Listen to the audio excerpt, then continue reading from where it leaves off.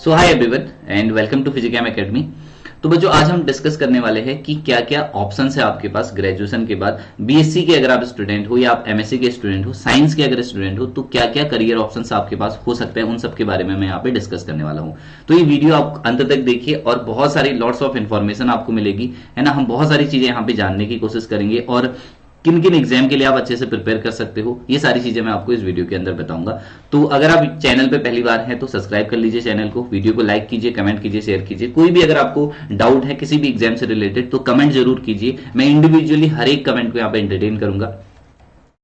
सो सबसे पहले और सबसे अच्छे एग्जाम के बारे में बात करूं जो बीएससी के हमारे बच्चे दे सकते हैं, यानी कि ग्रेजुएशन अगर आपके पास है या बीटेक के अगर आप स्टूडेंट हो बच्चों, तो गेट एक एग्जामिनेशन है, ठीक है। तो गेट यानी कि graduate aptitude test for engineering जो होता है, आप गेट का एग्जाम यहां पे दे सकते हैं और इसके थ्रू आपको वेरियस ऑप्शंस मिलते हैं। आप इसके थ्रू जो है पीएचडी कर सकते हो, है ना। गेट के थ्रू आप पीएचडी कर सकते हो, गेट के थ्रू आप एमटेक कर सकते हो अगर आप चाहें। आप तीसरी चीज, गेट के थ्रू जो पीएसयू जो होती है, पब्लिक सेक्टर यूनिट्स होती है, वहां पे डायरेक्टली आपको अपॉइंटमेंट मिलता है बच्चों। और भी जो अच्छी अच्छी प्राइवेट यूनिवर्सिटीज होती है वो भी आपको एमटेक करवाती है, पीएचडी करवाती है। तो गेट का स्कोर कार्ड हर जगह वैलिड होता है, ध्यान रखिए।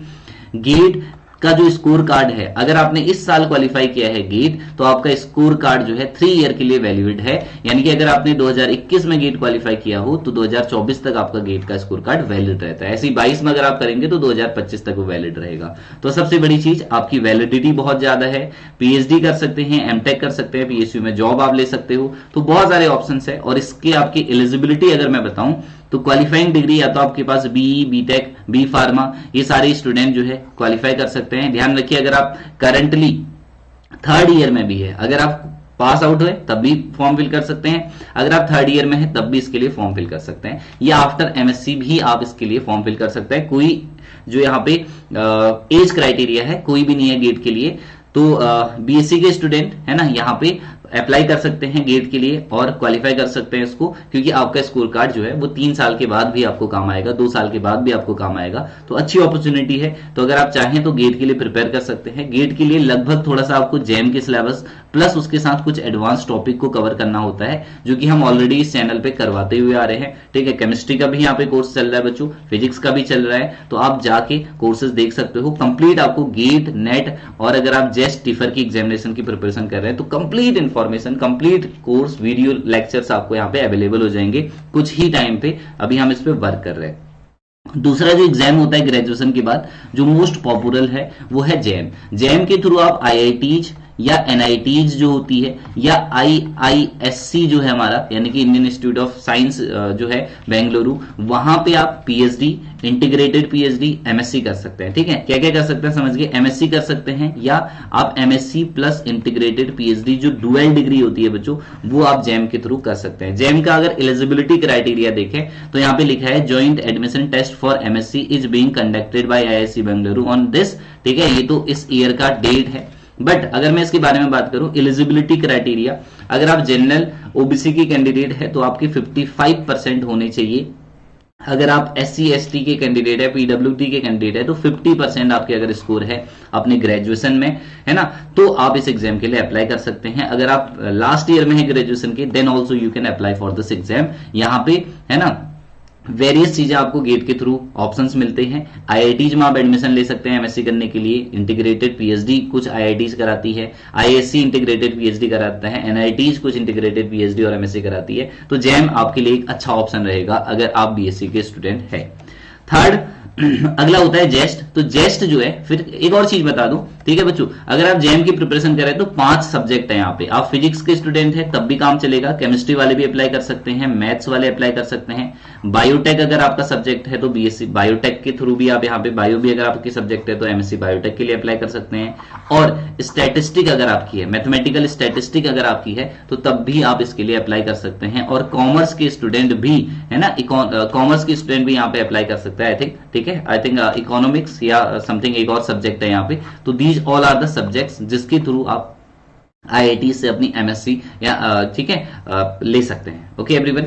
और गेट में 27 सब्जेक्ट्स होता है, तो ऑलमोस्ट सारे सब्जेक्ट को कवर करता है, मेडिकल से लेके बी फार्मा, ठीक है, जो भी आपके सब्जेक्ट्स हैं सारे के सारे गेट कवर कर रहा होता है बच्चों।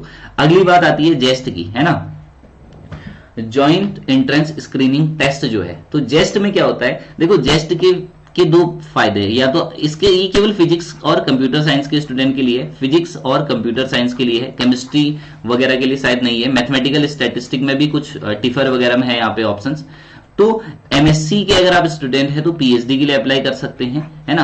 अगर आप बीएससी के स्टूडेंट है, ध्यान समझिए, बीएससी के स्टूडेंट है तो आप इंटीग्रेटेड पीएचडी या एमएससी के लिए अप्लाई कर सकते हैं थ्रू जेस्ट। पर जेस्ट क्वालिफाई करने से ज्यादा फायदा है आपको, बहुत अच्छा रिसर्च, अगर आप अपना करियर जो है, अपने कैरियर को रिसर्च में परस्यू करना चाह रहे हैं, अच्छी रिसर्च करना चाह रहे हैं, फॉरेन अगर जाना चाह रहे हैं, तो बच्चों ये बहुत अच्छा ऑप्शन है आपके पास। यहाँ पे लिखा हुआ है integrated MSc MTech PhD program in physics. तो आपको इसके लिए बीएससी की डिग्री होनी चाहिए, जैसे वेरियस इंस्टीट्यूट्स है, एसएनबीएन सीबीएस जो है, यहाँ पे फिजिक्स मैथमेटिक्स में आपको बीएससी डिग्री होनी चाहिए, है ना।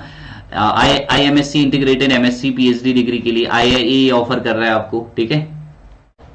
नाइजर जो है वो ऑफर कर रहा है आपको, अगर आप बीएससी फिजिक्स के स्टूडेंट हैं। बीएससी फिजिक्स के लिए आइजर पुणे जो है ना, टिफर जो है, एनसीआरटी आईएफआर, टीएफआर, टीसीआईएस जो है, ये सारे के सारे मैथमेटिक्स फिजिक्स, मैथमेटिक्स और फिजिक्स दो अगर आप बीएससी के स्टूडेंट है, ये आपके सब्जेक्ट्स है, तो आप इंटीग्रेटेड पीएचडी के लिए अप्लाई कर सकते हैं। और यहाँ पे बोस इंस्टीट्यूट जो है वो भी जो है इंटीग्रेट, एचआरआई भी जो है इंटीग्रेटेड पीएचडी कराता है थ्रू द जेस्ट स्कोर कार्ड। तो जेस्ट का स्कोर कार्ड आपको बेस्ट, इंडिया के बेस्ट रिसर्च इंस्टीट्यूट में ले जाता है। अगर आप इसको क्वालिफाई कर लेते हैं तो ये भी आपके लिए बहुत ही फायदेमंद रहेगा। और ये कब एग्जाम होते हैं, पूरा एग्जाम का सिलेबस क्या है, पैटर्न क्या है, मैं डिफरेंट वीडियोज में आपको बताऊंगा। तो आप कमेंट सेक्शन में बताइए कि आपको कौन से एग्जाम के लिए सबसे पहले वीडियो चाहिए, तो आप कमेंट सेक्शन में कमेंट कर सकते हैं। अगला एग्जाम होता है TIFR, Tata institute of fundamental research. इसको जो टाटा ग्रुप है वो फंडिंग करता है, तो ये भी one of the best institute में से जाना जाता है इंडिया के अंदर।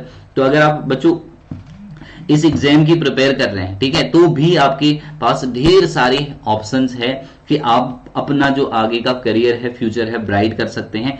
देखिए टीएफआर के लिए आप बीएससी आपके पास होनी चाहिए, है ना, 3 ईयर डिग्री और other 3 year degree in computer science, electronic communication. मैंने पहले ही बता दिया है, यहाँ पे कंप्यूटर साइंस के स्टूडेंट भी अप्लाई कर सकते हैं, है ना। और देखें तो ये इंटीग्रेटेड पीएचडी प्रोग्राम यहाँ पे है। Candidate in the integrated PhD program will need to fulfil the requirement for both MSc and PhD. तो आपके एमएससी की जो है ना, इसके लिए आपको ग्रेजुएशन में फर्स्ट क्लास डिग्री होनी चाहिए अगर आप टीआईएफआर के लिए अप्लाई करना चाह रहे हैं। तो ये कुछ एग्जाम्स है। इसके अलावा ये स्टैंडर्ड एग्जाम है बच्चों।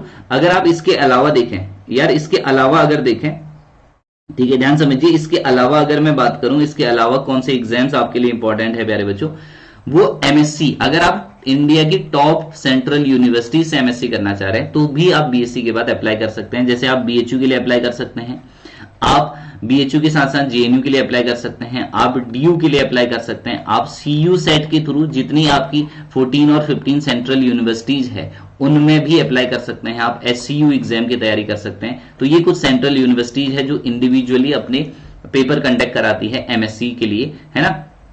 तो मुझे लगता है कि डेफिनेटली आपको बहुत सारी बातें यहाँ पे समझ में आई होगी। तो वीडियो को लाइक करिए, आपका कोई भी डाउट है कमेंट सेक्शन में जाइए, कमेंट कीजिए बच्चों, किसी भी तरीके की आपको जानकारी चाहिए और कोई भी अगर आपको वीडियो रिलेवेंट चाहिए किसी के ऊपर, किसी पर्टिकुलर एग्जाम के ऊपर अगर आपको चाहिए तो भी आप कमेंट सेक्शन में बता सकते हैं मुझे। तो hope so you enjoy this, ठीक है। God bless you all, bye bye.